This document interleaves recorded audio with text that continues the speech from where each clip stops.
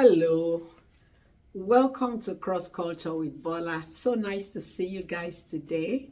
I missed last week because I was across the continent and I just couldn't get myself together.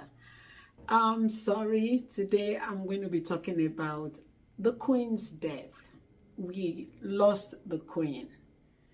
I know some of you don't feel any kind of affinity towards the Queen, and I get it.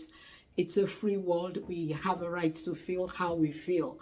And I have read and watched quite a few of the things that are on Black Twitter, especially about the Queen. See, let's get something straight. We're talking about cross culture here. The Queen lived in a different culture. She lived in a different world. She lived in a different institution. And if we judge her based on the values of the institution that she lived in, she did what she was expected to do. Did she do right by everybody? Of course not. Of course she did not. Of course she did not. But she did what she needed to do. And it was fascinating for me to listen to the address that she gave at age 21 and said her life was committed to serving England. And she did that. She hurt some of us. Yes, those of us on the African continent and some parts of, some of the Commonwealth country, we take exception to a lot of the things that she did. A lot of the things that were done in her name were wrong as far as we are concerned. But she did what she did. And there's something that worries me in this conversation about the Queen. She's dead. She was 96. Okay? Old enough to be our grandmothers, for some of us, our great-grandmothers. There is no culture that justifies the kind of venom that I've seen being expressed towards this lady. You can disagree with somebody without the kind of anger that I've seen being shown towards her at her death. She has children. She has grandchildren. She has great-grandchildren. And to a very large extent, a lot of us don't have problems with some of her children or even her grandchildren. Respect means the same thing in all cultures. The expression of respect may not be the same, but in every culture, respect is respect. Respect for a 96-year-old woman is a given. And in any event, she's not here to hurt us anymore. She's gone. So I want us to take a chill pill and step back a little and think of the people who really and truly loved her. And like I've said before on one of the episodes, there is nobody that does not make mistakes. None of us is all that. We all have things that people can disagree with. We all have things that we have done that we regret doing. Some of us are even going to do some things in future, that we're not exactly proud of. And none of us will love to be judged or defined by the worst thing that we have ever done. Let's extend the same grace towards the Queen.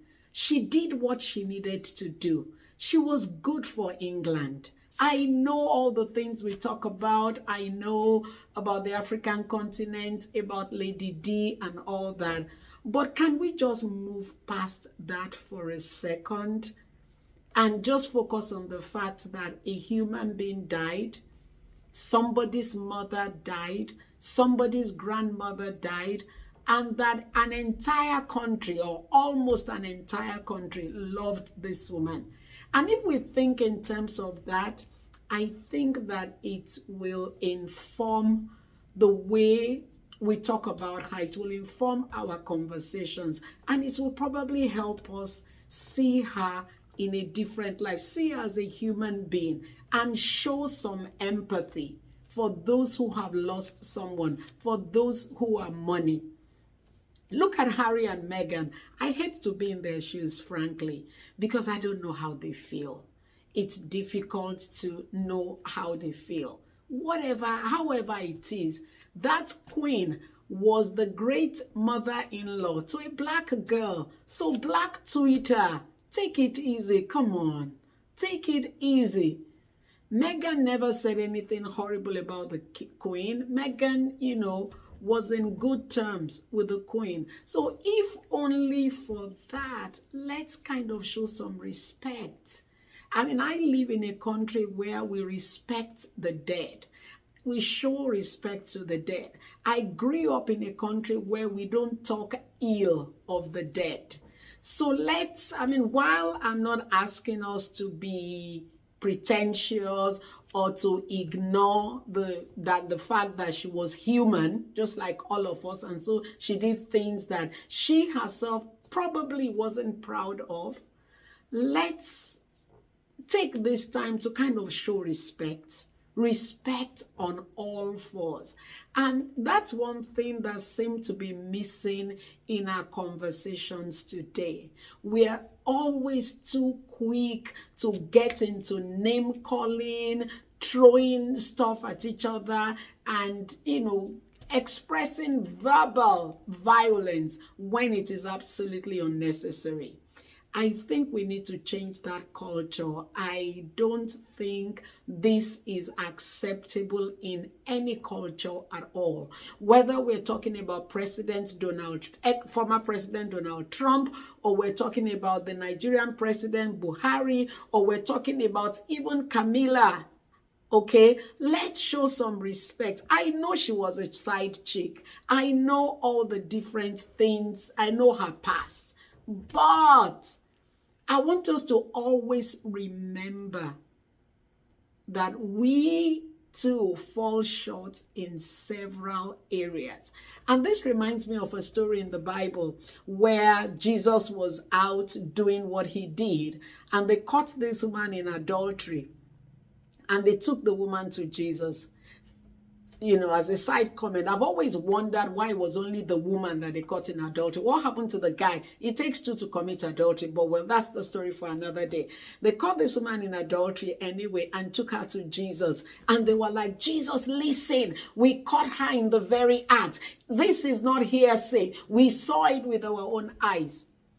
And Jesus did not condemn the woman. He did not justify what the woman did. No, he did not. But he looked at all the people that wanted to throw stones at this woman. He looked at all the people that were, ready to condemn the woman to hell. And he knew who they were. He knew what they had all done. And he just bent down. I don't know what it was he wrote on the floor. There are very different versions of what he could have written on the floor. But the bottom line was, Jesus told the woman something. He said, neither do I condemn you. He told the men something. He addressed both of them differently. He told those who caught her in adultery and wanted her killed, he said, any one of you who is guiltless should cast the first stone. If you don't have any skeletons in your closet, if you haven't done any wrong thing in your life, then you have my permission to throw stones at this woman. While Jesus was there, every single one of them left because they knew that every single one of them had done something that they were not proud of. They knew that every single one of them was guilty of something or the other. So they walked away. And then Jesus looked at the woman. He said, neither do I condemn you. Go and sin no more. That was classic grace. Jesus acknowledged the fact that she had sinned, but he did not condemn her. So what's going on with us? What's going on with us? Is there any one of us that hasn't committed a sin? Is there any one of us that is not as guilty of something as the queen is of all the things that we accuse her of doing? So I want us to think and remember that we are just as human as the queen. And because we are still here, we have an opportunity to do better. So I want to challenge us today. Please do better wherever you are. Look at all the things that are being said about the Queen and make up your mind that, you know what, I'm going to do better. So that when it's my turn for people to say whatever it is they want to say about me, they are going to say, oh, well, she tried. Okay? And the same grace that you want extended to you, I want you to extend to the King. And while we are still at it, let's clean house. Let's make up our minds to do better today than we did yesterday. That's the only way that we can leave this world a better place than we met it. So if you haven't said it before, I want you to say something nice about the Queen or show some empathy for those who are mourning their mother, their grandmother, their great-grandmother, and their Queen. Okay, come on. Take some chill pill and let's say congratulations to His Royal Highness King Charles III. Have a good week.